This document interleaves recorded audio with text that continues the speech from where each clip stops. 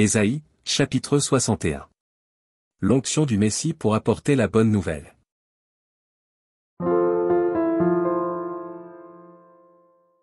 L'Esprit du Seigneur, l'Éternel, est sur moi, car l'Éternel m'a oint pour porter de bonnes nouvelles aux malheureux, il m'a envoyé pour guérir ceux qui ont le cœur brisé, pour proclamer aux captifs la liberté, et aux prisonniers la délivrance.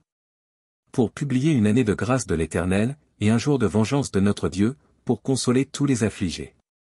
Pour accorder aux affligés de Sion, pour leur donner un diadème au lieu de la cendre, une huile de joie au lieu du deuil, un vêtement de louange au lieu d'un esprit abattu, afin qu'on les appelle des térébintes de la justice, une plantation de l'Éternel, pour servir à sa gloire. Ils rebâtiront sur d'anciennes ruines, ils relèveront d'antiques décombres, ils renouvelleront des villes ravagées, dévastées depuis longtemps. Des étrangers seront là et feront paître vos troupeaux, des fils de l'étranger seront vos laboureurs et vos vignerons. Mais vous, on vous appellera sacrificateur de l'Éternel, on vous nommera serviteur de notre Dieu, vous mangerez les richesses des nations, et vous vous glorifierez de leur gloire.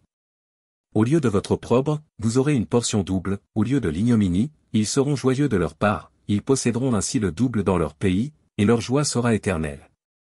Car moi, l'Éternel, j'aime la justice, je hais la rapine avec l'iniquité, je leur donnerai fidèlement leur récompense, et je traiterai avec eux une alliance éternelle. Leur race sera connue parmi les nations, et leur postérité parmi les peuples, tous ceux qui les verront reconnaîtront qu'ils sont une race bénie de l'Éternel. Je me réjouirai en l'Éternel, mon âme sera ravie d'allégresse en mon Dieu, car il m'a revêtu des vêtements du salut, il m'a couvert du manteau de la délivrance, comme le fiancé s'orne d'un diadème, comme la fiancée se pare de ses joyaux. Car, comme la terre fait éclore son germe, et comme un jardin fait pousser ses semences, ainsi le Seigneur, l'Éternel, fera germer le salut et la louange, en présence de toutes les nations.